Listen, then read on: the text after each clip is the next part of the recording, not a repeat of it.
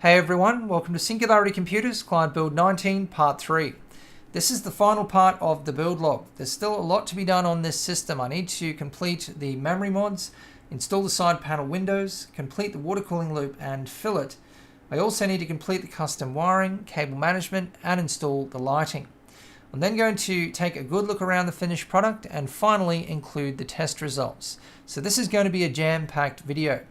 I'm going to start by completing the water cooling loop. You can see that since the last part of the build log, I've installed two lengths of tube, the one that runs from the front radiator to the motherboard monoblock, and the one that runs from the top radiator to the graphics card.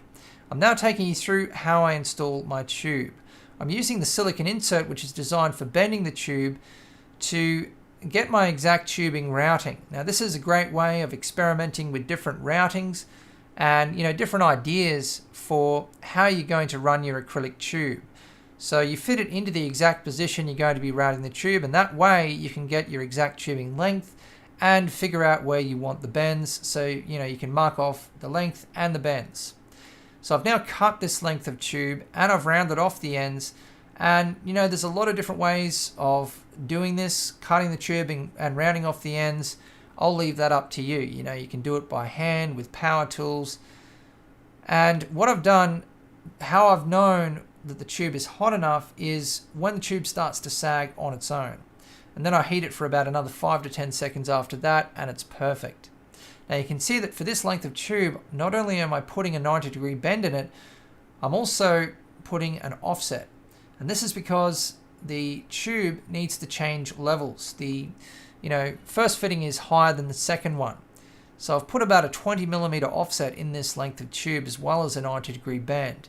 And you can see how I did this was by holding onto the two ends really tight, and at the same time as I did the 90-degree bend, I rotated the tube to a certain extent. Now you need to be careful when heating the tube. Make sure you continue rotating it. Don't ever leave the heat gun on one spot for more than a second, because you're going to heat the tube too much and it will bubble and lose shape. Once it does that, throw the length of tube away. It's definitely ruined. It's going to look terrible. And also, if you don't heat the tube enough, it looks terrible because you end up with the stretch marks in the tube and kinks. And you can see a lot of people don't heat the tube enough, and then they force the bend. You definitely don't want to do that either. There's a lot of guesswork and estimation involved, and I suggest purchasing a lot more acrylic tube than you actually need for your build. Once you're experienced, despite the amount of guesswork, you can pretty much get it right the first time, every time, particularly with the help of the silicon insert. The water cooling loop is complete and ready to be filled. You can see I'm set up and ready to go. I have distilled water, a syringe, which is the way I prefer to fill my loops. And so that I can fill this loop with a syringe, I have a 90-degree fitting, barb fitting and length of tube connected to the top of the reservoir. I have the pump connected via an extension cable, which I actually just finished making, to my Phobia modified external power supply. Now, there's a couple of things missing here. You might have noticed I don't have paper towels, which is a very important precaution against leaks.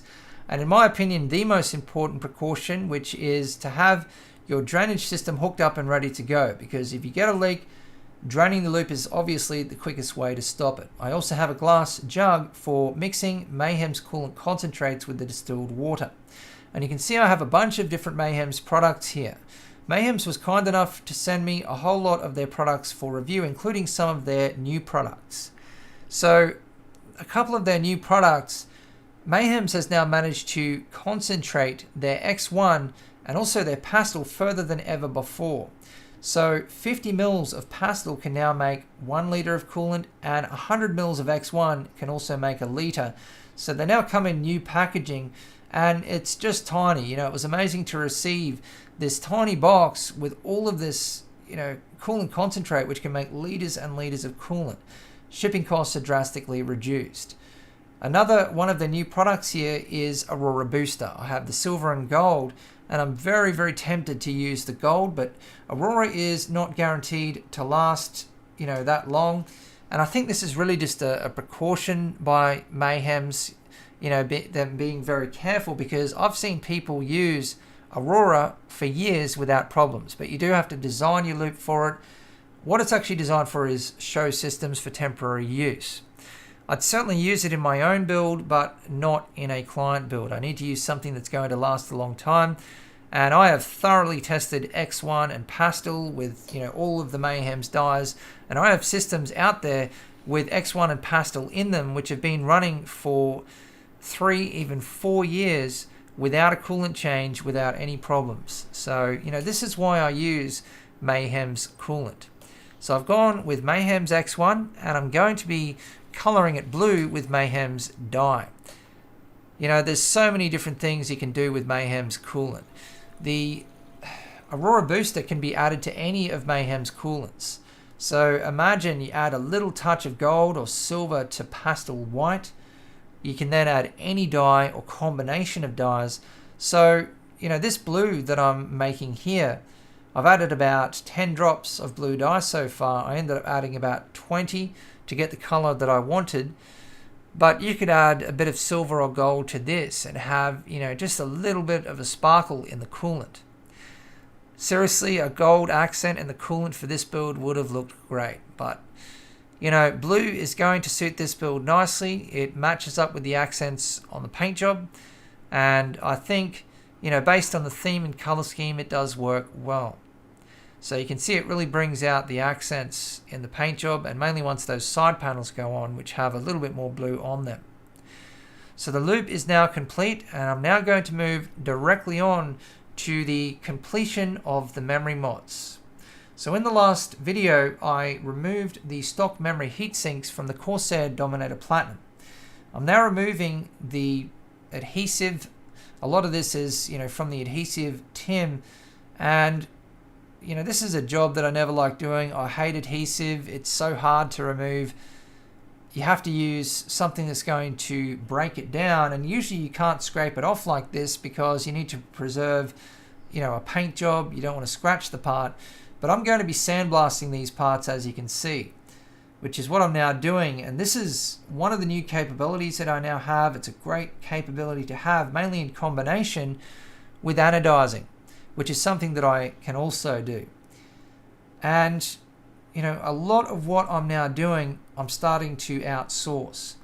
And I'm finding that this is really the only way and the best way to do things. I'm even moving overseas for a lot of it. So I'm finding I'm actually starting to, reduce the setup that I've shown recently in my subscriber update videos, and it's really not as necessary as it used to be.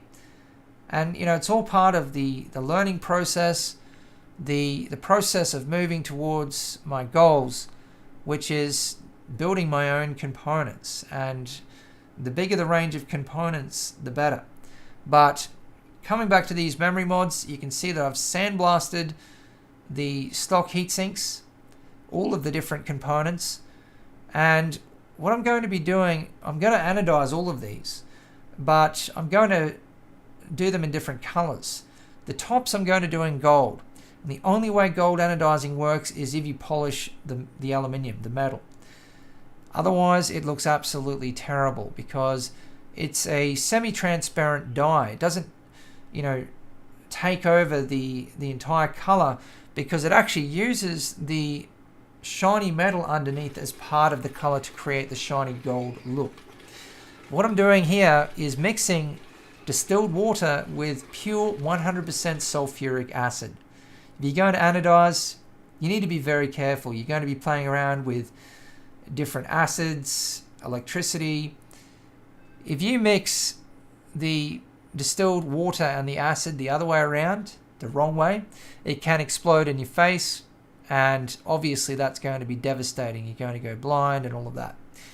Anyway, the first part of the process here, I have put it into a special degreaser, which is heated up to 140 degrees Fahrenheit to 200 degrees Fahrenheit. So almost boiling point for 5 minutes. I've then rinsed it with distilled water, and I've now put it into the sulfuric acid bath, and I'm putting electricity through the components. The components become the anode, and there's 2 cathodes on either side of the bath, which are actually pure lead plate. So a lot of different chemicals being used here, which are very poisonous. The sealant in particular is carcinogenic. If you're going to have a setup like this, you need to, do your research, know what you're doing, and be very careful. Now, I was worried about these parts being too thin. And, they end up heating up too much from the electricity. The acid eats them away. The sandblasting, takes too much of the material away. They end up falling apart, and that's what happened here. They didn't get proper contact. You can see one of them didn't anodize at all. There's lines in them from them heating too much. So these didn't work. So I ended up, scrapping all of the heatsink except for the tops. So I've left the entire heatsink stock except for the tops, and obviously I had to use another set of memory for this because I obviously couldn't restore those pieces. The acid ended up eating too much of them away, and they really didn't look that great in the end, which is why I didn't use them. The lighting I'm using in this build is, as always, dark side. Since I used this for the first time, I've used nothing else. There's no going back. At least that's how it was for me. You can see I've installed the side panel windows into the side panels, and I was going to use some custom locks that we made to lock the acrylic into position on the outside of the side panels, but I didn't like the way it looked. It was just way overboard with the detail. I mean, this build already is, and they didn't work that well either. So I decided to use some nice stainless steel socket head bolts, which match up nicely with the rest of the build. The system is now complete, and you can see how well the gold anodized memory tops go with the 24 karat gold plated tubes on the reservoir mount. I mean, they match up almost perfectly. And the way this is achieved, as I mentioned, is to polish the metal before you gold anodize it. The better you polish it, the more it's going to look like gold plating, pretty much. So let's start by taking a look at the completed water cooling loop. I'm not going to cover all of the fittings that I've used, but I do want to give you a good close look so that you can see what they are if you're interested. It is going to take a bit of a knowledge of bits power fittings, but I mean, just look at the images from wherever you're purchasing them from, and you can match them up to what I've used. So mostly 90-degree dual and single rotary, some extension fittings, and every time I have to set up a drainage system, I use a bits power mini valve. And that is pretty much all I use aside from the hardline compression fittings from bits power. Sometimes it's the 16mm or sometimes the 12mm. I have to step down occasionally to 12 in ITX systems or in complex configurations on the motherboard area between water blocks. But you can see it's a fairly simple loop. There's only 4 lengths of tube, very quick and easy to build. Now for a look at the completed custom wiring. Now, one thing you always need to do if you're going to do custom wiring is figure out your power supply pinouts. And I'm going to put something that can really help with this in the video description. Somewhere where they've documented the pinouts of most power supplies that people like to mod, all of the most popular power supplies. So you don't have to go figuring it out yourself.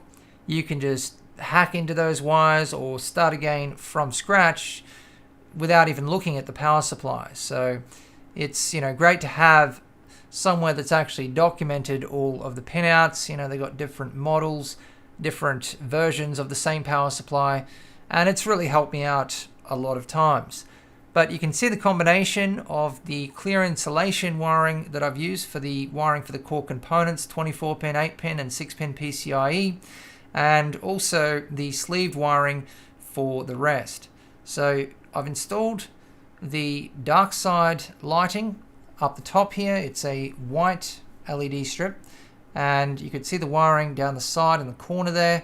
Looking around the other side of the build at the wiring for the pump, one goes up to the motherboard, which is the RPM or PWM signal. I've connected that to the CPU fan header, which is always a good idea to do in case the BIOS is cleared, particularly for somebody who might not know a lot about it. If there is no signal to the CPU fan header, it stops the system from booting, and it can just be annoying having to disable that all the time. So I always try to connect it to the CPU fan header, if I can, without creating too much mess. Now that the system is complete and the side panels are installed, you can see just how much detail there is in the mods for this build and how much time and effort has gone into it.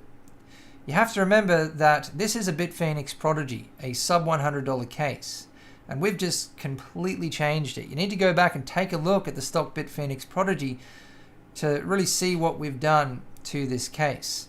So you can now see what I mean about the stainless steel socket head bolts holding the side panel windows in position. They're a big improvement over the window locks, which were just far too big and bulky. And also how the coolant matches up with the blue accents in the paint job, particularly on the side panels. So now you can see how the front panel has turned out, the front panel art with the lighting in behind it. The Cougar fans work nicely, and the lighting placement is almost perfect. I wanted to have lighting particularly in behind the head or helmet, and there is, and I only wanted very subtle lighting. And you're looking at the build now in normal light, and you can see that the lighting is subtle. It's a soft glow. You know, I didn't want it shining out from the front panel and to be really obvious. So I'm happy with the way that's worked out. Now I just wanted to briefly mention this. I've noticed the more mods I do on a build, the more this happens. And if I do stock standard builds, it doesn't happen at all. The comments become really polarized. You know, some people absolutely hate it, think it's cheap, terrible. Some people think it's, you know, incredible, the best thing they've ever seen. And that is obviously because at this point it becomes an art piece. An art is all about taste. But for me, when I look at a build, I don't even have a taste for computers, because I look at the effort, the time, and the skill that has gone into it. I couldn't care less about, you know, the colors and all the things that the individual has chosen based on their taste. You know, that would mean that only occasionally when a build with my taste came along would I actually like it. But I wanted to ask, do you want to see more builds like this, heavily modified? Because I thought I'd start uploading a few more of them. Or do you just want to see stock standard builds? It's up to you. Or, you know, the clean, subtle, understated builds that everybody likes. Time to take a look at the test results. Now, the overclock for this system, for the CPU, 4.5 gigahertz, 1.25 volts. I took the memory to its XMP of 2400 megahertz, 10, 12, 12, 34 CR2, 1.65 volts. And the graphics card to 50 megahertz over on the core and memory, power limit to the maximum, core voltage at stock. For all of my temperature testing, I mathematically adjust my ambient temperature to 20 degrees Celsius. All of the results are in degrees Celsius. For the idle test, I cold boot the system and let it idle for 30 minutes. For the load test, I run the 8064 stability test for 30 minutes. Starting with the CPU results, at stock clocks at idle 28 degrees, overclocked at idle 30 degrees. Stock clocks at load 58 degrees, overclocked at load 69 degrees. Moving on to the graphics card, stock clocks at idle 23 degrees, overclocked at idle 23 degrees. Stock clocks at load 39 degrees, overclocked at load 40 degrees. Now I do have results for the motherboard and PCH, but the temperature barely changes a couple of degrees between stock clocks at idle and overclocked at load. This is thanks to the EK monoblock. With the monoblock installed, you're able to achieve overclocks the same as what you'd expect on a full-sized high-end gaming motherboard. But whenever I've overclocked on an ITX board without a monoblock, I've had a lot of trouble with heat at very low overclocks because the power delivery, the MOSFETs heat up too much, the heat radiates, and because it's a ITX small system, it just overheats everything, including the CPU right next to it. And, you know, even the CPU water block just can't keep up. Having a block that cools the entire area works extremely well. So that sums up this build. There's some good performance results there, substantial performance increases from the overclocks, at least for most applications, particularly Unigen.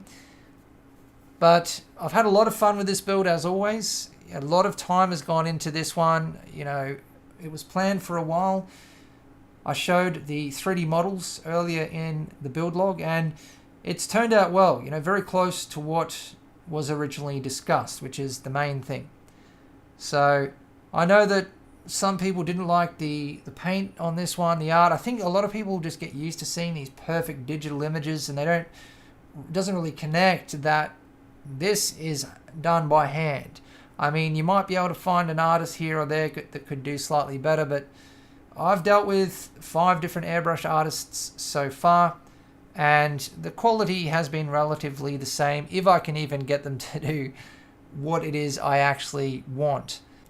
Now, I've found out recently that over 80% of the views on my channel come from people who are not even subscribed. So it's very important, if you like what I do, if you want me to keep this up, keep uploading videos, that you subscribe. And then, you know, you also get updated when I upload videos, because this literally takes all of my time and every bit of energy I have. So it would help out massively. Thanks for all of your support, everyone, and that sums up this build log. Plenty more to come. Client build 18 completion coming up. There'll be a couple more videos at least for that one. Thanks for watching. Please subscribe, like, and favorite if you want to see more.